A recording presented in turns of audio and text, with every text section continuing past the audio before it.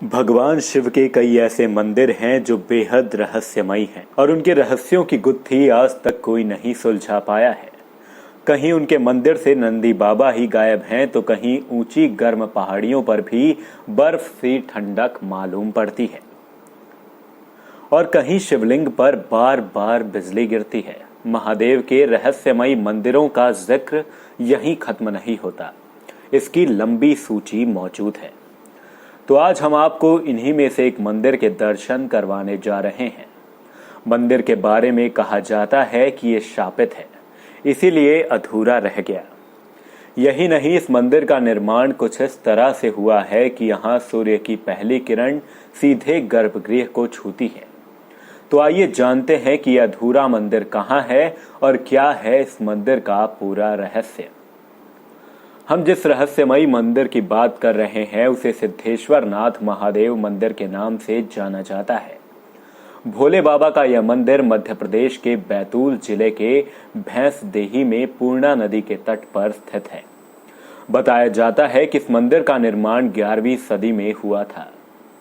सिद्धेश्वर नाथ महादेव मंदिर जिस स्थान पर है यानी कि भैंसदेही में, प्राचीन काल में उसे रघुवंशी राजा गय की राजधानी महिष्मती के नाम से जाना जाता था। पौराणिक कथाओं के अनुसार राजा गय महादेव शिव के अनन्य भक्त थे। एक बार उन्होंने अपनी राजधानी में एक शिव मंदिर का निर्माण करने पर विचार किया। तब उन्होंने मंदिर निर्माण के लिए कारीगरों को बुलाया।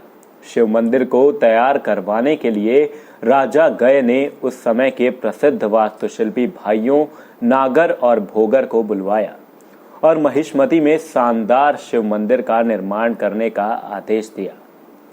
उस समय नागर और भोगर भाइयों के विषय में एक बात बेहद प्रचलित थी, वो ये कि वह हर निर्माण कार्य केवल नग्न अवस्था में ही करते थे और इसी अवस्था में वे केवल एक ही रात में भव्य और विशाल मंदिर बना डालते थे।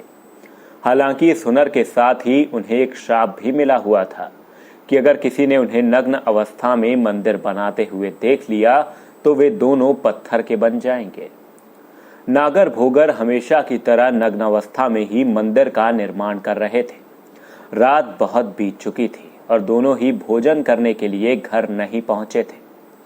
इसके चलते उनकी बहन भोजन लेकर निर्माण स्थल पर पहुंच गई और तभी उसने अपने भाइयों को नग्न अवस्था में देख लिया।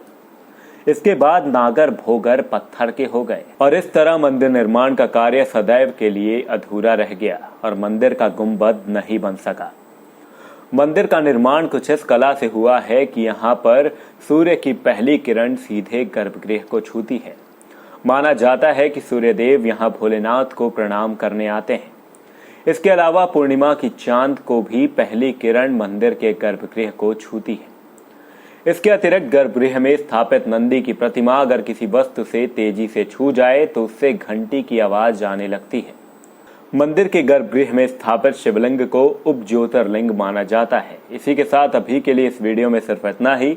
अगर आपको ये वीडियो अच्छी लगी हो तो इसे लाइक करें, साथ ही हमारे पेज को लाइक और फॉलो करना ना भूलें। बने रहें हमारे साथ। धन्यवाद।